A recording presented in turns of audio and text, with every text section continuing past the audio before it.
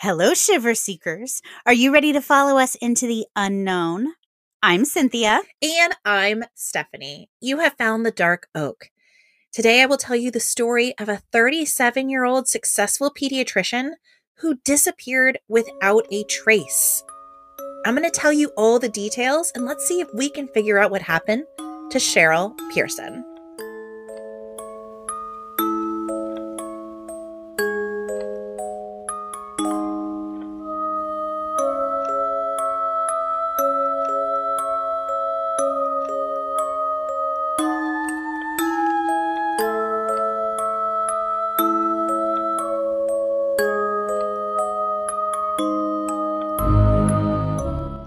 Welcome to the Dark Oak, the mystery podcast with purpose. Each month through our charity called the Branch of Hope Foundation, we give a portion of our proceeds to a nonprofit related to the first episode of the month. Stay tuned until the end of the episode and we will give you all of the details. Cynthia, right before we started recording, we were talking about the Menendez brothers. Oh no, the Menendez brothers. So do you think this is like an unsolved case? I've had a few people ask if we're going to cover it. I'm like, well, it's not really unsolved. I mean, I guess you can question their motivation, right? Okay. All right. You know what? I was just waiting for you to ask me about the Menendez brothers. I can feel it. I can feel it over there. So I will tell you, I am really torn because I think with these, first of all, no, I don't think it's unsolved. They brutally murdered their parents. Right. They were also victims of really terrible abuse. Well, I guess the big question right now, just across the board, is should they be eligible for release or eligible for parole? Because right now they have life in prison, no eligibility for parole. But of course, their motivation is what would determine whether they can get out or not, right? That's the base. I mean, no one's questioning whether they actually did it. Right. It's just what led them to do it. What led them to do it? And are they a danger to others? Like, are they highly likely to hurt somebody else? I'm really torn. Because I do think their childhoods were terrible. So you believe everything that they've said? I do believe it. Or at least a majority of it. I do. Their own family members believe it. Yeah. There've documented instances. I absolutely believe they were abused. And it's terrible. It's terrible. And I've not been through anything like that. Okay. So, I can't put myself in their position. But you can't just go around killing people. Yeah. Brutally. Yeah, but look at Gypsy Rose. She's out. Some people have said maybe she shouldn't be, though. She only got 10 years. Her mother was also brutally murdered. Now, she did not physically murder, but, I've been listening to a long form podcast about her, and she really manipulated, in my opinion, her boyfriend to kill her. But I think she's just as responsible. She just didn't wield the knife. That's fair. Maybe it's not a direct comparison. Right. I personally don't know that I believe she should be out after only 10 years. I just think, when you open up this can of worms, I think that's what we're doing. But then again, look what we just did in last week's episode with Micah Miller, trying to find out who's responsible really for her suicide. Right. So it's like, how far do you go? Right. How far back do you look? Right. For people's motivations. And I mean, everybody has motivations, right? Sure. Everybody has a life. Everybody has a history. But what do you do with that? We just had a discussion actually earlier this morning about nature versus nurture. Mm-hmm. But in cases of abuse, I do think it changes some of your brain chemistry. I absolutely think that the victim of abuse murdering their own abusers is completely different than just some random serial killer out there killing people. Yes. Absolutely. That is different. Yes, I would agree. But you still brutally murdered someone, and there are lots of victims of abuse that don't choose to murder. And here's the thing, they were adults. They could have probably left. Yeah. Or gotten help in another way.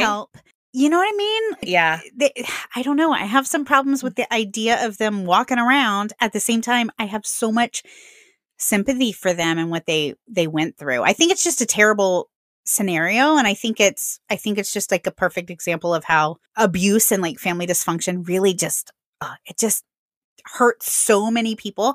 And I think that's part of my problem. Like Dee Dee Blanchard, yeah, she was a victim of abuse. Okay. So where do we draw the line? So do we let her off? Because what she did to Gypsy Rose was terrible, right? I mean, inexcusable. Right. But she was a victim. So Right. You know what I mean? Like, I don't know. For me, it's not a black and white issue. It's very, very fuzzy and gray. I believe you can have compassion and empathy for them, and at the same time, don't think they should be out.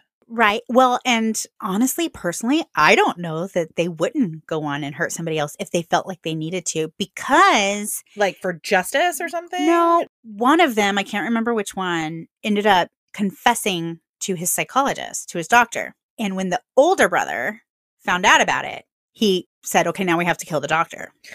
Oh, got it. Okay. So it wasn't just their abusers. Right. That they wanted to kill. No, they didn't kill the doctor. He had the capacity to go there. Yeah, I don't know. It's rough. Thank goodness we are not the decision makers, right? Now, we get to elect them. Yeah. I mean, it's an important month, but yeah, I'm glad I don't have to decide. Yeah. It'll be interesting to see what winds up happening. I'm really torn. I'm really, really torn. At the same time, they have been in prison for 30 years. They spent the majority of their lives in prison. I mean, is 30 years enough after brutally killing your parents? Oh, I don't know. It's rough. I don't know where I stand, but I do find it fascinating and horrific and all of the things. And I've been obsessed.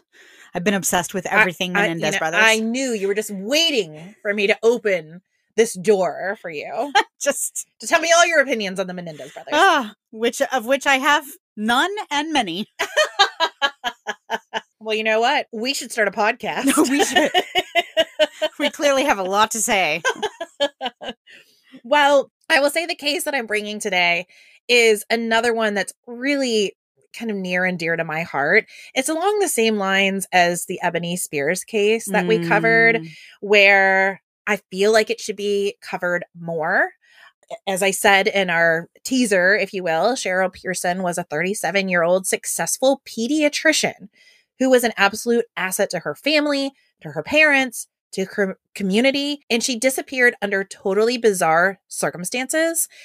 And quite honestly, this is a really chilling case, but it's one you probably haven't ever heard of. No, I don't recognize the name. And I had a hard time even researching it. I had to really do a deep dive into old articles to even find information about who Cherryl was before she disappeared, because there was very little reporting on it.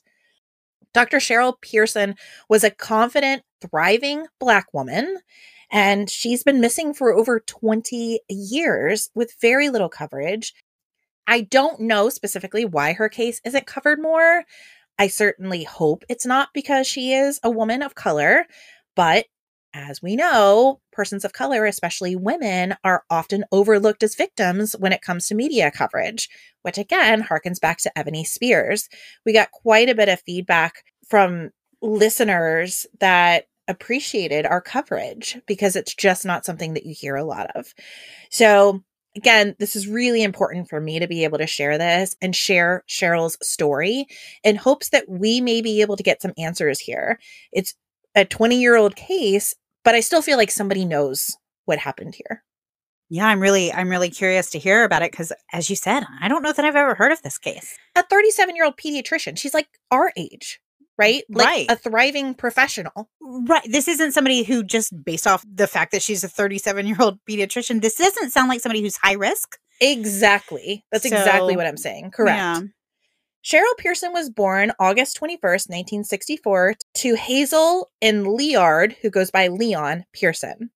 I love that name, Hazel. What a pretty name. Isn't it sweet? She was the youngest of 3 children and had an older brother and sister.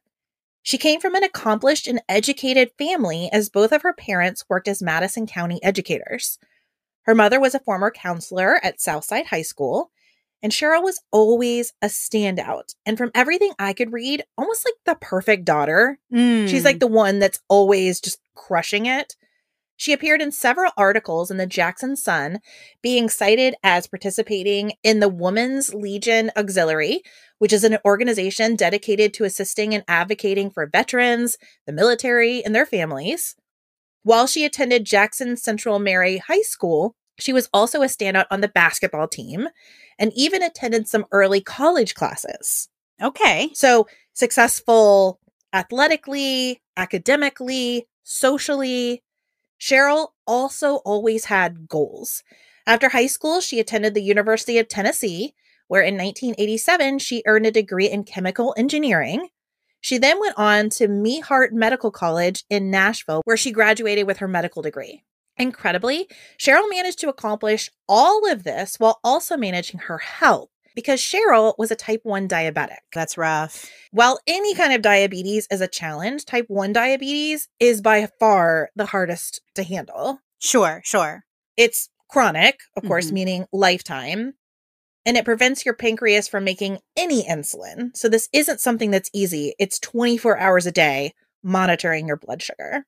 Which I don't know if you had gestational diabetes, but I did. And man, even just for that short period of time, less than a year of having to deal with that, it is rough. I can't imagine a lifetime of it, honestly. Right. From when you're tiny. Right. It always has to be something that's on your mind. Right. Like that's always something you have to manage. Because of course, too much sugar in your blood can result in major health issues and even death. Now, to combat this, Cherryl had an insulin pump. Now, an insulin pump is a small wearable device that delivers insulin on a regular schedule, and it's an alternative to like multiple daily injections. She was also born with 6 fingers on each hand because of a condition called polydactylism. Okay. Polydactylism is a common condition that often runs in families. Yep. And the extra fingers are usually small and abnormally developed. As a matter of fact, polydactylism is one of the most common congenital hand abnormalities. And you're saying, yep. So I imagine you've probably known someone that has something. Absolutely. Yep. And a simple surgery and you would never know. Well, and that's some of it. However, I didn't realize this either. I did a little bit more research. Sometimes it's only soft tissue, which you could do the surgery. Right. Sometimes there's actually bone in that 6th finger as well. So it could be a more complicated procedure. Right. So in Cheryl's case, again, I wasn't able to find out a lot of information. So I don't know if hers was the soft tissue. I don't know if it had bone. I don't know if it was functional. Right. And I only say that truly because it's an identifying characteristic of a missing person. So she did not have it removed. Okay. No. So she lived her life with 6 fingers on each hand. Yes, exactly. And again, it doesn't appear that it held her back in any capacity. Well, clearly not. Clearly not. But she did have this 6th finger on her hand. Okay. Well, then that's a very identifiable trait. That's kind of the reason I brought it up, because otherwise it would be a bit of a moot issue. Right. Because obviously it didn't affect her in any way. Wow. That I can tell, but it would be a distinguishing feature. Sure. Now, unfortunately, because of scant reporting on this case, I don't have too much more information about Cheryl's early life. But what we do know is that she was intelligent, driven, and really a positive person. After obtaining her medical degree, Cherryl moved to the Memphis area in the late 1990s and began working as a pediatrician at Les Bonheurs Children's Hospital. She also purchased a home in a quiet suburb in the city of Bartlett, Tennessee, which is just northeast of Memphis. Where we do pick up is in January of 2002, when life was really good for Cherryl. Friday, January 4th, proceeded like any other day. But Cherryl had special plans that evening. See, she was a huge basketball fan after her years of playing, and she was a loyal Memphis Grizzlies supporter. That night, she attended a Grizzlies game alone at the Memphis Pyramid. Cherryl was a season ticket holder and made it a point to attend every game that she could, which often meant that she would attend alone. So this was not unusual that she attended the game by herself. Okay. She normally would have the tickets. She would see if it was somebody wanted to go with her, and if not, she would just go on her own. Gotcha. But again, she's a confident, independent lady. I am not weirded out at all by anyone doing anything alone. I mean, I would do any of this alone. So yeah, that's not weird at all. Right. Me either. During the game, she had a quick call with her mother, Hazel. On the call, she mentioned she wasn't feeling quite well, like she was a little lightheaded and felt a little weak. She and Hazel both kind of chalked this up to possibly her diabetes. Sure. Right? Any amount of blood sugar fluctuations could certainly have caused her to feel a little off. But Cherryl told her mom, don't worry, it's under control. I'm monitoring that. And I'm sure, if I put myself in Cheryl's shoes, I would not want my mom to worry. right? Of course not. So she's like, don't worry about it. It's not a big deal. So But she's also a doctor, so she knows Exactly. how to properly monitor it, and she knows the importance of monitoring it. Yes, absolutely. So of course Hazel was like, oh, well, I don't love that for you, but Right. you got this. Like, Of course. she was confident that Cherryl would handle it. The game ended around 10:30. Unfortunately, the Grizzlies lost. Oh, that's sad Yeah. for her. Sad for her, exactly. Cheryl returned home right after, so about that 10:30, because she didn't live that far from the stadium, and she returned to her high-end neighborhood in Bartlett. Her beautiful brick home on Daybreak Drive is located across the street from a golf course in what would be considered a more affluent subdivision. Okay. This is a very quiet area of town, a lot of professionals, so this wouldn't be somewhere you would expect to encounter riffraff or high amounts of crime or anything like that. Okay. After she got home, 2 of Cheryl's friends came over to visit. One of these friends, named Andrea Fox, reported that nothing seemed amiss that evening. Cheryl was in a great mood and was excited for the next day, Saturday, because she was going to babysit for her sister Lorinda's children. Lorinda was working the next day and was going to bring her kids over to the house early in the morning, and Cheryl was very excited to spend time with her nieces and nephews. In a later interview with NBC News, Andrea said, quote, she did mention that her sister was going to work early the next morning and was going to drop off the kids. She loved those kids, and she spent a lot of time with them. She was excited to see them the next morning. Both friends left Cheryl's home around 1 a.m., and Cheryl said she planned to go to sleep to be fresh in the morning, right? If you're planning on running around with a bunch of kids the next morning at 7 a.m. All I can think about is she gets home at 10:30, and I'm like, that for me, that would be straight to bed. Then she has company. She's got kids coming over early in the morning, and they don't leave till 1, and she thinks she's going to be fresh. This is a single woman. Isn't she just? Isn't she just? And of course, going with that, Andrea confirmed that she was not planning on leaving the house again. She wasn't planning on having any other guest. The plan was she was going to get some rest because she was going to need it. Right. But the next morning, Lorinda, with her children in tow, showed up at Cheryl's house at 7 a.m. But when she knocked on the door, Cheryl didn't answer. Lorinda looked around the house and then noticed that Cheryl's car wasn't in the driveway. Oh, was not in the driveway. Not in the driveway. Since Cheryl was known to be so reliable, we're talking about, sure, this is very out of character, Lorinda immediately called her parents, the girl's parents, and said, hey, do you know where Cheryl might be?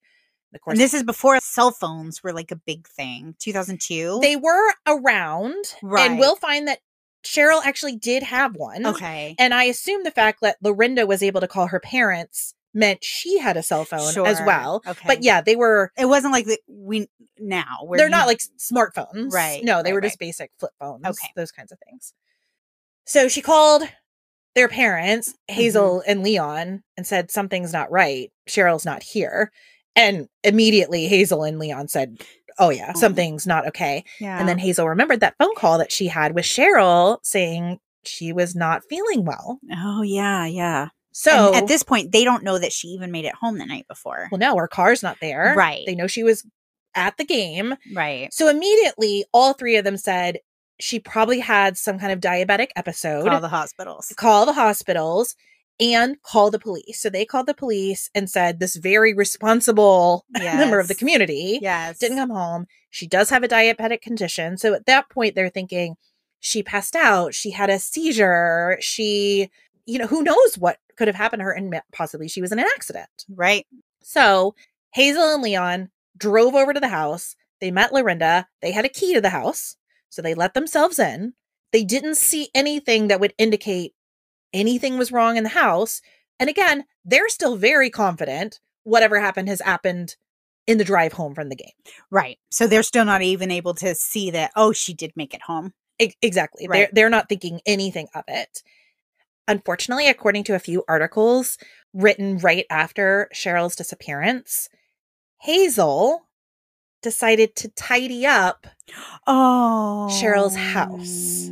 Just trying to help and probably trying to keep herself calm, bless her heart. I was hoping you would say that because that was literally my exact reaction. Right. If this happened to one of my children, the busybody that I am, I would want to keep myself busy. Right. And by tidying, that would help relieve some of that nervous energy. Right. And again, you're not thinking it's a crime scene. Yeah, you don't think she made it home. You don't think she made it home. So let me do the dishes. Let me do the laundry. Exactly. And also they had contacted police who said, we'll meet you at Cheryl's house. So she's expecting company. Mm-hmm. And she's like, let me clean up a little because we're going to have strangers in the house. You know, so I don't know. There's been a few people that have kind of called attention to the fact that her parents cleaned up, which I assume was mostly her mother. Mm-hmm. I don't think there's anything nefarious about that. Well, let me ask. So when you describe Cherryl, I have she may have been a slob, but living in a nice neighborhood, she's a doctor. I assume by cleaning up, maybe we're cleaning up the glasses from the night before. Yes. Maybe running a load of laundry, maybe running the vacuum cleaner. That's exactly right. It was not anything major. It wasn't like major cleanup. Okay. It was kind of like mopping the floor, like wiping down counters, like that kind of thing. It was nothing major, but it was probably just busybody work. Sure. Like you're in there and you're just, sometimes I've just caught myself doing it. I'm just all of a sudden washing dishes. I'm like, why am I washing dishes? Right, I don't know. It's just, you're doing something like habitual. Absolutely. Well, you can't just like sit around worrying about your daughter. That's hell. Exactly. Exactly. So I personally don't see that this was Hazel doing anything outside of just being a concerned mom. Right. That's where my mind goes. And if you're not a crime junkie like we are, you don't even understand how tidying could really disturb a crime scene. You know what I mean? And again, they're not even thinking it's a crime scene. Well, and this is how many years ago? 2002? Yeah. So 22 years ago. And we've learned a lot in 22 years. Right. Exactly. About DNA and fingerprints and things like that. She wasn't listening to her favorite true crime podcast 22 years ago. I don't know that Hazel was a true crime fanatic. Now, police did come to Cheryl's home, and after meeting with police, Cheryl's friends, family, and colleagues started searching the area. They handed out flyers to neighbors and passersby, and police went and searched the home, and they found no evidence of a break-in, struggle, or theft. But disturbingly, her cell phone and pager were found in the house. This detail is magnified for Cheryl's loved ones when it is revealed that Cherryl was on call that weekend. Oh, you would never leave it. Never. I mean, she would never have left it to begin with, but as responsible as she was, she would never have voluntarily left that house without her pager and her cell phone.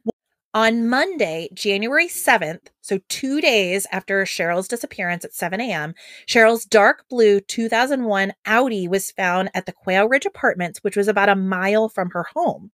Police were, unfortunately, unable to determine how long the car had been there, but it was noted that the car was not there the previous day when Cheryl's friends and family were searching the area, which meant whoever had the car brought it back sometime after Saturday. Which, that's weird. Somebody's just driving her car around. It has like Jennifer Kessie vibes. Oh my gosh, I mentioned her in here. Oh. Yes, very similar. Now, in the trunk of this car, the police found the keys to the car. I literally have chills right now. I told you, this is a chilling case. No. Which is incredible because we know so little, which I think is actually the most chilling part. So the keys to the car were found. An envelope from a bank containing $140 in 20s, and a medical bag that Cherryl had clearly been using as like a purse because it contained a few of her personal items. So it was like a medical bag with like her stethoscope and things like that. Sure. But then it also had wallet, lip gloss, like that kind of stuff. Like we would do with like our diaper bag back in the day. Exactly. That's exactly my wallet in the diaper bag. Yep. But all that stuff was in the trunk of the car. Behind. In the trunk of the car. Which... weird to me, there's an envelope of cash in the trunk of the car because you would think whoever just took her car and is driving her car around, you might take the cash, even if that's not the motivation for having the car. Like, you had $120. It's a weird detail. It's a very weird detail. Now, from the very beginning, police suspected foul play. At no point were they like, maybe she left to start another life or anything. Like right from the beginning, they were like, no, something is not right here.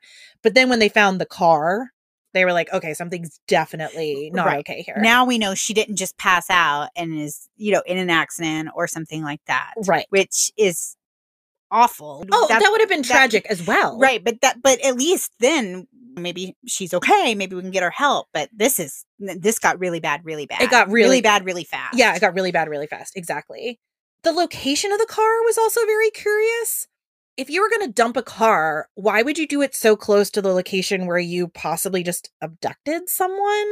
Well, and in apartments, do we ever find out who had the car? No. Oh, no. Yeah. But again, Jennifer Kessie vibes. Because again, her car showed back up in an apartment complex very close to her apartment. I know. That's what like, why would Jennifer Kessie. Why would you go back? I'm talking where Cheryl's car was found was in walking distance to her home. But it wasn't planted there until more than 24 hours after she went missing. Yes. Which is weird because say something happened to her that evening, then evening she... So what we know, left. She was with her friends until 1 a.m. So somewhere between 1 a.m. and 7 a.m. Something happened. And her car, whether driven by her or someone else, left her driveway. That's right. And then showed up more than 24 hours later.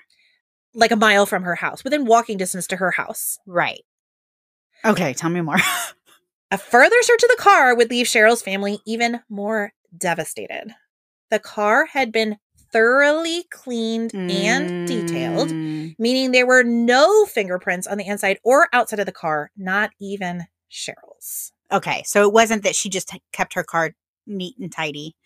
It had been cleaned above and beyond. Yep. The police searched the wooded area around the apartment complex, but there was no sign of Cherryl. In an interview with the Jackson Sun on January 8th, just 4 days after Cheryl's disappearance, Hazel, Cheryl's mother, said, quote, "It is really something, waiting, watching, and hoping. Every time the phone rings, you jump out of your skin. You don't know what the person on the other end will tell you." Right. Every phone call could be the worst phone call of your life. The worst or the best. Or the best. Yep. Oh. It's too much for me to even try to put myself in these people's shoes. Oh, I cannot. It's just, it's literally like my mind. I have to mentally kind of distance a little bit. Yeah. Because this, I just think would be the worst. Yeah, the worst. The absolute worst. At this point, her family is also painfully aware that Cherryl won't last long without her insulin. Right. The pumps require cartridge refills, and Cherryl left home without them. Police, determined to investigate the foul play theory, looked into Cheryl's home phone records from the night of her disappearance. Incredibly, records revealed a phone call that was made to Cheryl's home at 1:58 a.m. on Saturday morning, so about an hour after her friends left. The call was made from a payphone located at a Citgo gas station about a half a mile from Cheryl's home. Most articles say the call lasted 5 seconds. There was a few that I read that said 2 minutes, which that's a big difference when you're talking about a phone call, 5 seconds versus 2 minutes. Well, one is practically like almost like a wrong number. And I've seen 5 seconds reported most frequently, so I'm kind of going to go with that one. I mean, what would that even be? Like, hey, is Tom there? I'm sorry, you have the wrong number. Oh, sorry, bye. Click. Well, based on the fact that it was only a 5-second call, police think it may have been a way to just determine if she was home. Right. Yeah. So it would have almost been like, you think it's a wrong dial, but somebody's just trying to determine if you're home. Now, if it's a 2-minute phone call, that's something totally different. That's enough to actually have a conversation. But if it was 5 seconds, and I think it more than likely was, knowing what we know about this case. Well, it sounds like that's what's most often reported. Or, I don't know, and I think you have to go with, do you think she left her home voluntarily? Could it have been somebody saying, hey, come get me at the Citgo gas station? Even that would take more than 5 seconds. That's right. No, you're right. It's Cynthia, come get me. I mean, I don't even have... It would have been like us when we were kids. We used to call from the payphone, and they're like, will you accept a collect call from, I'm done with my soccer game? Yeah, that's true. That's true. But I think in this situation, the are you home scenario seems to be a more likely outcome, which is also chilling. Well, you know what that reminds me of is the Sauter family. Do you remember the Sauter family? I do. I can't believe how much of this case referenced back to other cases we've covered. Yeah. Ugh. I'm literally getting like chills right now. Like, and I know the case, and I'm like, I just don't like it. And she wasn't dating anybody. Well, she was. Okay. You're going to tell us more. You're going to tell us more. And I will, but I will say that does not come into play here. She kind of had someone she was casually dating. Okay. It's even referred to as a boyfriend, but it was they interviewed him and he was done. So he does not play into this story at all. Okay. Yeah, it's so bizarre. Okay, tell me more. Tell me more. Now, police went to this gas station to see if they could find surveillance cameras. Sure. And of course, they were not. So there's no way to find out who made that phone call. And to this day, no one has come forward claiming to be the caller. No one knows. No one knows who made that call. Because... Or why they made that call. Right. Which we can deduce. Now, she's not a smoker. No. Okay, so she didn't run to the store to get cigarettes and get mugged. And of course, at 2 a.m., you know what I'm saying? Well, when she's... Like, none of that makes any sense. It doesn't, but I'm just thinking, why would a woman leave her house at 2 o'clock? And I'm thinking, okay, maybe she's been sitting around drinking wine with her friends. They leave, and she's like, you know what? I just really want one more cigarette. I don't know. I'm trying to find. But there's no reason. Confirmation she went to the Sicko gas station. We just know Sure. the call came from that gas station to her home. Right. No, I'm just saying. Like, can I find reason for her to go out reason why all? she would have left as opposed to something happening to her at her house? Right. So I'm just trying to figure out, is there any reason she would have left? Again, there's no sign of struggle at her house. Right. And no sign of struggle in the car, even though, it was wiped clean. Right. So maybe there was something at the time. And also the proximity of that gas station to her home. So for me, that's the most concerning. This was a half a mile from her house. Mm-hmm. This wasn't a random dial. Right. Someone called her house knowing exactly where her house was. Right. No, it sounds to me like somebody probably came to her house. That's what I'm thinking. And something happened. But who and why? Well, the only thing for sure that we know is that Cherryl was home when the call came in, because we know the call was picked up, right? So we know she was still in her home as of 1:58 a.m. Okay. So that tells us something. It does tell us something. She stayed home for a whole nother hour. So she really probably did not leave. I wouldn't think so. Of her own accord. And of course, some are like, why did she even answer the phone? But she's on call. If my phone rings at 2 o'clock in the morning, yeah, I'm answering it. What's wrong? You're going to say something's wrong. Exactly. Right. So of course she picks up the phone and then there's nobody there, I would imagine. Or heavy breathing or something more sinister. I don't know. Whatever it was, it's not great. As the weeks passed, Cheryl's hospital and her family, and even the governor, established a reward fund for any information leading to Cheryl's whereabouts. Eventually, a fund of $41,000 was issued, and over 20 years later, that same reward fund still stands. Oh. Andrea Fox, Cheryl's friend that was over that evening, told NBC News, quote, "Anytime I see a missing persons report, I relive that night, just wondering where she could be. What happened that night?" End quote. Police began interviewing anyone that may have any contact with Cherryl.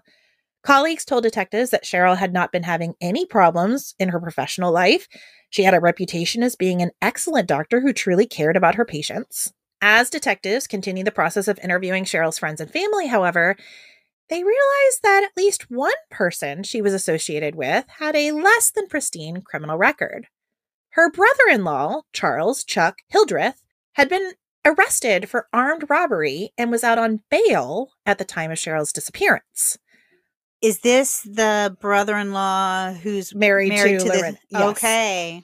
Although they had no evidence to suggest that Chuck was in any way involved in Cheryl's disappearance, detectives cast a wary eye on him when they learned that his wife, Lorinda, who was the one that discovered Cherryl was missing originally, had been named as the beneficiary of Cheryl's $150,000 life insurance policy.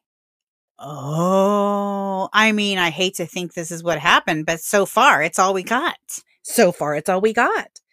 Authorities considered him a possible suspect and interviewed him, but he had an alibi, and there was no evidence to tie him to his sister-in-law's disappearance, although he was later convicted of the bank robbery and imprisonment that he was out on bail for.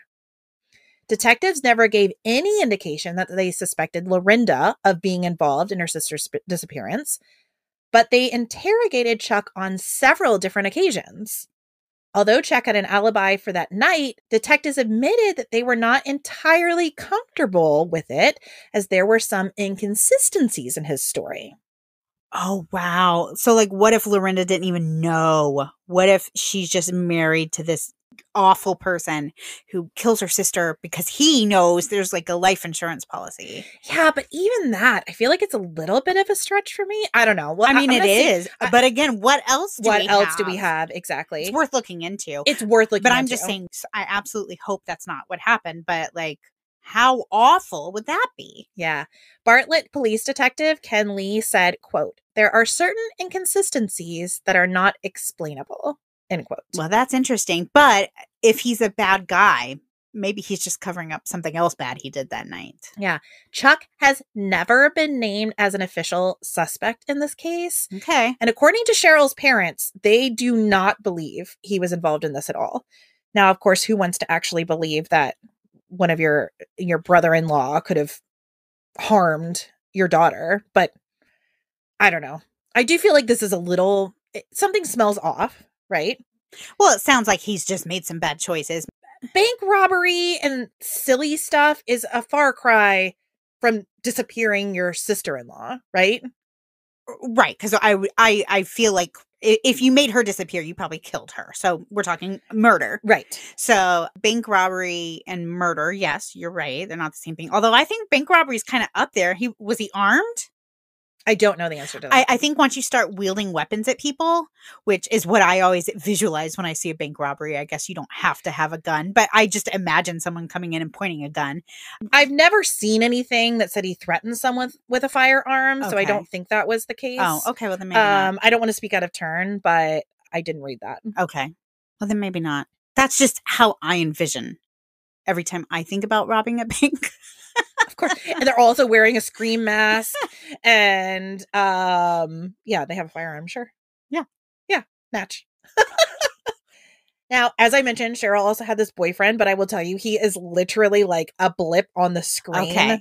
I looked into him. I couldn't even find a name. Like, that's how inconsequential he was to like the whole story. Okay. I would have assumed they would have looked at him and ruled him out. Yeah. Sounds like. In a March 8th, 2006 article in the Commercial Appeal, Bartlett Police Chief Mark Hopper said, quote, "It's just hard for someone with her personality and stature to disappear." And I think that's the case. I mean, you have this very respected professional in the community that just up and disappears. And like you said in the very beginning, she doesn't have a high-risk lifestyle. How does this happen? Right. No, it's very... very strange. Lieutenant Marlon Jones of the Bartlett Police Department said, quote, "You have a person who is an upstanding citizen, by anybody's account, a very good person. No enemies, no reason for her to be missing, no reason for anybody to harm her, and she just disappeared. And there's really no leads in her disappearance. It's very frustrating," end quote. In a 2006 interview with Dateline, Hazel Pearson said, quote, "When you do something to one person, it's a ripple effect and it affects a lot of people for a long, long time," end quote. Investigators have conducted several physical searches for Cherryl in the years since her disappearance, but they have never been able to come up with any evidence as to what might have happened to her. Cheryl's father, Leon, passed away in 2009. And although her family tried to hold on to the hope that Cherryl could possibly still be alive, they eventually accepted the fact that something terrible had happened to her and she wasn't coming home. Cherryl was declared legally dead the same year that her father passed away. Oh, yeah. I literally got chills just hearing that. Like, how devastating. Devastating. In 2013, an inmate came forward claiming he encountered some women in Georgia who claimed they knew what happened to Cherryl, but nothing was ever corroborated and nothing ever came of it. There were a few that kept bringing up the possibility that Cherryl decided to leave her life and start over somewhere, but the police and her family and friends never believed this to be a possibility. And I don't think so either. Why? Why? Why? Exactly. Just take your money and your PhD and go move somewhere else if you want to. Exactly. Like, why? She's not on the run, not on the lam. Right. There's nobody she's trying to escape. No. She has the means. I mean, we're 20 years out. If she was involved in something nefarious, we would know. She was not. She just wasn't. No. In 2013, a private investigator started a Facebook page called Dr. Cherryl Pearson Missing Person.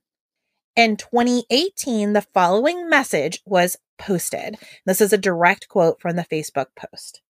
Quote, Trying to think of a word to describe this date of how many years Cherryl has been away from us. I thought of the word anniversary, but that mostly describes a happy occasion. Being without your daughter, sister, aunt, or loved one for so many years, anniversary is definitely not a word that I choose to use. Who am I, you ask? I took over Cheryl's case when the case was cold and nothing had been done to try and find out what happened to her. For 13 years, no one has worked the case. I had been with the department for 24 years, 18 of those as an investigator. I don't blame the department. Life had moved on. There were no leads. My thinking was there were no leads because no one was working the case.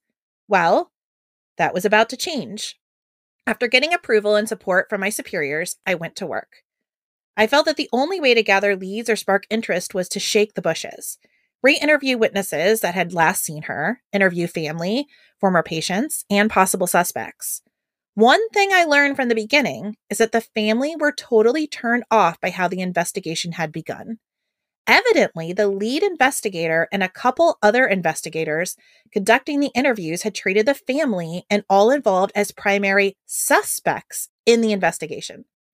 Instead of interviewing, the investigators choose to interrogate everyone, being very accusatory during the interview process, therefore alienating everyone. As you can imagine, no one wanted to talk to the police. When the family realized my sincere desire to find out the truth and treat them with the respect they deserved, I received their total cooperation, something we definitely needed. When I took over the case, one of the first things I did was start a Facebook page, the one you see here. And unfortunately, since money talks, I pushed the reward that had been offered. $41K is definitely nothing to sneeze at. After starting the Facebook page and after the case sat dormant for over 13 years, I started getting tips, credible tips.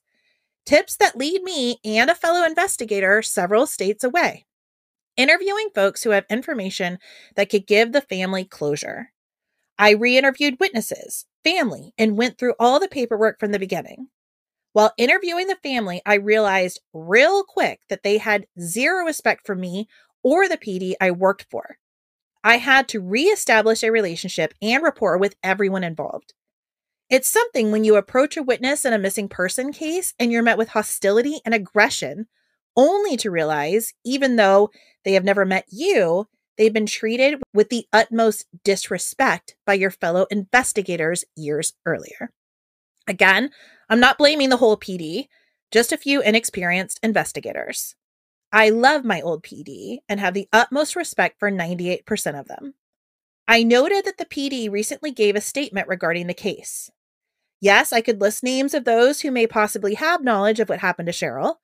Unfortunately, there isn't enough evidence to bring those responsible to justice without an eyewitness coming forward and validating what we think may have happened. Just know that I monitor this site and forward any information that I receive from this page. The investigator on this case is Detective Becky Anderson. She's a very good investigator and can be reached at 901-385-5565. Any information sent to me will be forwarded to her as well. I pray for Cheryl's family and friends. I truly hope Mrs. Hazel knows the truth soon. God bless each and every one of you. Wow. So, wow. A lot to take away from that. A lot. Yeah. I'm going to let you keep going. So, this post actually answers a lot of questions for me. Because if you look at the reporting on this case, the family was very involved with the police for quite some time, giving lots of interviews, giving lots of quotes. And then all of a sudden, there's just silence. And according to this, if you believe this post, the family felt that the police were not looking at anyone except their family. Well, the only person of interest you've even talked to me about is the brother-in-law. Exactly. And none of the family believe he was involved. And to tell you the truth, there's no proof of that. Right. It's just, well, he kind of had a record. There is this life insurance policy. But honestly, I mean, you and I know from the Robin Gardner case, if you disappear, it's not an automatic payout. Right. There's a waiting period. Right. You know, for her to be legally declared dead. And that was 7 years. Right. After the fact. That's a long game. I'm not saying Chuck didn't do it, but I'm certainly not convinced he did. I'm with you. I think it's all we have up till now, but it sounds like there's a lot more coming. I hope so. In a request for interview in 2012 from Action News 5, Chuck and Lorinda declined the request via email, saying they wished the best for the investigation, but that, quote, getting into a war of words with the Bartlett police is not in our best interest, end quote. Okay. Currently, Cheryl's DNA is in CODIS, and she's listed in NamUs, and now we wait and hope. So I want to further explore some of the questions that came up in my mind. Well, wait after a minute. Going through this. They reopened the investigation. What came of that? Nothing. There has been nothing new. This person who made this Facebook post. That was in 2018, and there has been nothing new. They think they know. But they can't come forward until an eyewitness says, yes, that's what happened. So they have an idea. They just haven't shared it with us. Well, they have an idea, but I don't think they can corroborate it. Right. And therefore haven't shared it with the public. Right. So. Well, that's frustrating. Yeah, girl. That's why I brought this case. It's wild. Yeah. Because I have no clue. I couldn't even begin to guess. Wow. Okay. Well, wow. Okay. Sorry, was that like a cliff? I was like, that's it. That's all I got. No, I mean, I thought no, they were gonna. It sounded hopeful. That's why I shared it, but nothing has been shared. Nothing's come of it. And there are almost no other posts on that Facebook page either. Wow. So frustrating. But you know what? This case, I'm not going to mention any more cases that we've covered, but I really do see so many parallels. It heralds back to so many different cases. Because there have been several cases where it's like, hey, we know who did it. We just can't prove it. So we just have to sit and wait and hope they screw up or somebody comes forward. And I'm thankful that they believe they might be close. I guess that's better than having absolutely no clue. But it also is really awful that the person who possibly did this is just out there living life, assumingly. I do want to talk a little bit more about Chuck. This is total speculation. Mm-hmm. I don't know if he's involved with this. There were some reports that he and Lorinda were experiencing some marital issues, some financial issues. He knew that this $150,000 was out there. Let's go ahead and start with what we think we know. Okay. 2 a.m., a call comes from that sicko gas station. Someone confirms that Cheryl's home. That person goes to her home, knocks on the door. She answers it because she more than likely knows the person. Because there's no sign of a struggle, so it appears that she would have answered the door. She would have known this person. Again, we are only speculating, but you would... I'm not answering the door at 2 o'clock in the morning to somebody I don't know. No. So it's somebody you know. Right. What if she opens the door? Hey, what's going on? And they meet her at the door with a weapon. Okay. They make her leave the house because, again, she left the house without that cell phone and pager. Right. And I can only imagine she would have left the house under duress without that phone and pager. Sure, for all the reasons. For all the reasons. They made her get in the car. If this was Chuck and he had reasoned through any of this, maybe the idea was to make it look like an accident, like something had happened to her, but something went wrong. Right. And she wound up getting killed in a way that wasn't planned. Right. And then they just had to hide the body. And then they brought the car back. Some have said, well, this is an urban setting. There were not a lot of woods to dump bodies. But I'm sorry. Lots of bodies get dumped in a dump. You know what I mean? She could have been put in a trash can. There are lots of other ways to dispose of her body. Bodies are actually easily hid. And not to go too much down a rabbit hole, but my family literally owns a piece of property that 2 bodies were found on, and they'd been there for quite some time, and we didn't find them. That's just the truth of the matter. Yeah. So people point to the fact that her body was never found. I'm like, well, okay. And honestly, I don't know that we're ever going to figure out what happened here. I certainly hope that we do, but this is almost like a textbook on how to create the perfect crime. We have no idea who did this. And here's the thing. I don't think this could happen these days, because these days there's almost definitely going to be surveillance cameras. Is there though? How many times have we talked about surveillance cameras not working or getting recorded over? Right. But this is a high-end neighborhood. She's going to have a Ring camera. Well, that's probably true. She's going to have GPS tracking on her car. Sure. So I don't know that this would happen as easily today. Maybe I'm wrong. potential suspect could get lucky, I guess, if you want to use that word, because it does happen. People do still get away with crimes, but I do think it's harder.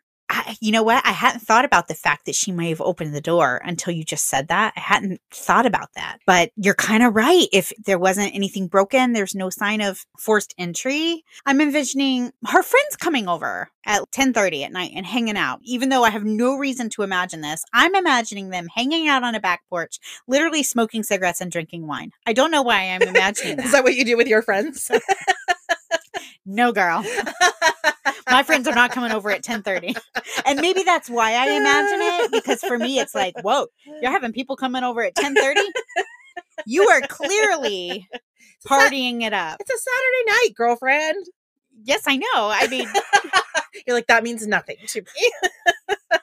nobody's coming to my house at 10:30 at night. So I'm thinking, okay, if she's so you out do on the not porch, live the bachelorette lifestyle, clearly. When I was in my 20s, different story, but no. And she was not in her 20s. She was in her late 30s. She was crushing it. Yeah. And I'm not saying there's anything wrong with it. I'm just saying I have a hard time relating to somebody coming over at 10:30. No, I don't think that's a big deal. I think she's like, we're coming home from the game. Yeah. We're just gonna, No, I don't think it's a big deal. I'm just saying, what were they doing? So I imagine it just hanging out on the back porch, drinking wine, with or without the cigarettes. For some reason, I'm imagining them on the porch. Okay, fine. So then the friends leave. If she's out on a porch. Well, it's January in Tennessee. So probably not on the porch. See, and for us here in Florida, where would we be hanging out at 10:30? They're not on the porch. I can assure you. We'd be hanging out on a porch, drinking our wine, just like that's where I would drink my coffee. They're not on the porch. Okay, then forget that. I'm just trying to say, is there any way somebody snuck up on her and had access to her without having to break into the house? And maybe if she were outside on a porch or something like that, maybe. And she wouldn't have had to open the door. My whole point for any of this, that's where I'm going. Is there any possibility that she would have already been outside when she was abducted? Correct. Which is why I went to, was she outside smoking a cigarette? Yeah. Was she anything like that? But for her to be outside an hour after her friends left, like, that's weird. And it's cold outside. Right. So I just don't know. I think somebody knocked on that door. And she opened it. And I think she opened it. But then that means that Chuck, to me, looks a lot more interesting. It's very possible. Mm-hmm. What I have gathered is that Chuck made several stops over the course of that night. And some of them can be corroborated. Some of them cannot. So that's the questions in his alibi. Correct. So some of the things they were like, oh yeah, he was definitely here. But then there are a few holes. And so it's like, it's not enough to say you made the whole thing up, but it's not enough to say, yes, you're 100%. But it also could be absolutely that maybe some of the places where he went, there just wasn't either surveillance footage or he didn't get a receipt or... Yeah, or somebody just didn't remember him. Remember seeing him. Or could be that in between some of those stops, he swung by Cheryl's house. It's possible. Also, there's a situation with the car. It was a pretty sporty little car. Yeah. Where was it? Where was that car? Nobody saw it anywhere? Somebody had to have seen that car, in my opinion, unless it was like in a garage or somewhere, Somebody had to see it out. You would have had to have hid the car. Yeah. Then you have to drive it. Yeah. And then did you detail it yourself? Maybe, I guess. Did you wash it somewhere? Well, I would. If I were going to try to would you take it somewhere I would to get washed? No. So you got to have it in your driveway. You can't what are you going to hose it off in your garage? So somebody had seen the car. And then the fact that the car was brought back so close to Cheryl's house makes me wonder, they have to drive back there and then they walked home? Do they live near her? Well, originally, I will tell you this. Originally, when you said found it in an apartment complex, I'm thinking, what bozo lives in that apartment complex? It's just like, here, let me take this car and drive around. I thought we might talk about somebody in the complex, which we did not. No. Who? Right. I mean, there was nothing to point to anyone. It would make sense if somebody lived around her because they could walk to the Citgo. Right. Which they knew, they didn't call from their cell phone. Right. So they're smart enough to not do that. Smart enough to go to the payphone to call her. So does that mean they lived around the area because they were at this gas station very close to where Cheryl is, within walking distance? I mean, half a mile. And then they left the car there. Does that mean they were able to walk to their residence? Yeah, maybe she just had a crazy, obsessive neighbor. It's possible. We've heard of this before. And again, she would have recognized a neighbor. And let them in. Oh my gosh, what's going on? Then I started to think she was a doctor, and I have not seen any articles say this, but this is just me kind of brainstorming. What if somebody thought because she was a doctor, she might have had narcotics? But again, it's a nice neighborhood. So it's not like there's a bunch of like drug seekers in the neighborhood. But I don't know. People do weird things sometimes, right? Yeah, I'm just thinking that through. I mean, I've never been on the search for narcotics, so it's hard for me to like be like, okay, what would I do if I needed some? Find it. So it's hard for me to like. I do know it was a big deal. Like when I worked for a vet clinic, it was a big deal. Like all the narcotics were in this very strict locked area because if we ever had a break-in or something like That's that, what people are going to people would go for it. And even to the point, like the really sought after, like more expensive ones, the vet would even take home with him and put in a safe at his home. Even now, I think he was above and beyond as far as the controlled substances, but I don't know. Right. At the very least, she would have had a script pad. Yeah. I feel like I've heard of that. Maybe I saw it in a movie. I don't know. Don't judge me. I'm brainstorming. There's also the money in the trunk. That's weird. The $140 of 20s. For me, the fact that it was still in an envelope, was it just like her spending money for the week? Had she just happened to go to the ATM? But the fact that it was still in there.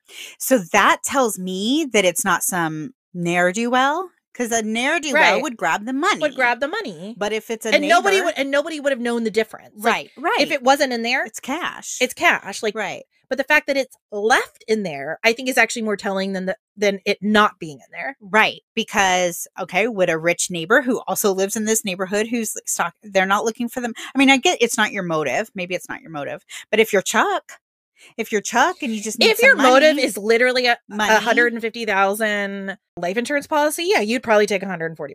Right. Yeah. So that's weird to me. I don't kidnap people and make them disappear, but I'm just thinking if I was the kind of person who did that and there was also $140 to take, I'd probably take it. I mean, why not? Yeah. If I'm already doing stuff, why not buy myself a nice little meal? Of course. You know? Of course. So that's strange. It tells us the motive. Well, I don't know what it really tells us, but it kind of makes me think the motive would not be money. Yeah, and without knowing her spending habits, again, is this the one every time she gets a paycheck, she gets her spending cash, like for the week? Or was this something she had collected the money knowing she would be meeting someone and she had gathered the money? At first, I thought, did somebody drive her to the ATM and make her pull out money? But no, But then they would have taken it. And it wouldn't have been in an envelope. You would. Right. You would have just handed it. Yeah. Yeah, this to me means like you went to a teller. Right. Because if you had gotten money in the ATM, it would have just spit out money. You know what? She may have gone to this game and then realized, oh, I have this money. I don't want to carry it. Maybe she grabbed $200. She grabbed $200 out of the ATM. She took her $60 into the game. Threw the rest in her trunk because she didn't want to lose it. The fact that the keys and her medical bag were in there, all of that to me is like, oh, yeah. Not great. Stephanie, this is when I genuinely have no clue what happened. Well, and that phone call is so eerie to me because it means it was fairly well thought out. Yeah, if that's what that was, which it looks like it was. I mean, the fact that nobody has come forward saying they made that phone call to me means it's related to the crime. I mean, because I guess there's a chance it's not related, but how can it not be related? It seems like it would be. I mean, I guess it could just be complete fluke where I accidentally called the wrong number, in which case I may not even know that I called the wrong number. So later on when people are I won't be like, oh, that was me. Like, if you call the wrong number, you don't know who you called. But I think the proximity of the gas station to the house and everything. I just, and it happened that night. Yeah, I think it's all. Yeah, I'm sure it's related. Yeah. So, as we said, Cheryl's remains have never been found. At the time of her disappearance, Cherryl Lamont Pearson stood 5 feet 6 inches to 5 feet 7 inches tall and weighed 160 pounds. She had black, dark brown hair and brown eyes. Cherryl has a long, dark-colored birthmark on the side of her face. She has a distinctive 6 finger on each of her hands, and both of her ears are pierced. Cherryl also requires insulin for her type 1 diabetes, but her insulin pump was left behind at her home. Cherryl will currently be 60 years old. If you have any information about Cherryl, I urge you to call 901-382-6669 or the Bartlett Police Department at 901-385-5555. 858. That really is tragic. That really is tragic. It's a bummer. I really hope someone comes forward. I hope this private investigator, I hope they can make it happen. Yes. You know, because I'm with you. Like when I was reading it, I was like, okay, here we go. What's going to happen? And then crickets. Like, okay, come on, let's go. Well, it sounds to me like they may even know who they want to come forward to say, yes, this happened. I was with them or I saw this. If you are that person, oh my gosh, please go tell them what happened. Yeah, that's rough. Well, Cynthia, would you mind telling us about the Branch of Hope today? Yes. So this month, November 2024, we are focusing our attention on 988 Lifeline. We discussed this organization in the case of Micah Miller. If you are a person struggling with suicidal thoughts, you can dial the 24/7 National Suicide Prevention Hotline at 988 or go to suicidepreventionlifeline.org. And they are a featured organization. They are doing so much good. They have counselors available 24/7 via telephone, text, online chat, and they also have deaf and hard of hearing services for anyone who just may need a listening ear and someone to let them know that they are important, because you are. You're important. You are. So if you're a member of our Patreon, you can feel really good knowing that a portion of our proceeds from your membership will be given directly to 988 Lifeline. And if you haven't joined our Patreon yet, feel free to go look at that. We're having a lot of fun over there. We have some really fun, exciting plans for 2025, and we'd love to see you. And you can feel really good knowing that a portion of your proceeds every month is going to communities that we talk about here at the Dark Oak. Yeah, I feel like it's a win-win. It's only a few dollars. Literally, we're talking about like a cup of coffee a month is literally the cost that we're talking about. And it helps to support Cynthia and I as creators. It helps us to keep bringing these cases. And a portion of what you're paying goes to these nonprofit organizations that we really think are doing great work. Right. We have 3 different tiers, a $2 tier, a $5 tier, and a $10 monthly tier. So very affordable. Yeah. And you make mine and Stephanie's day. And again, you keep us going and you're doing good. So check us out. Yeah. All right, guys. If you need to get in touch with us, email us at thedarkoakpodcast@gmail.com. You can also find us on Facebook, on Twitter, on Instagram. And always you can check us out at thedarkoak.com. We love you guys. Thanks for listening, Shiver Seekers. Bye. Bye-bye.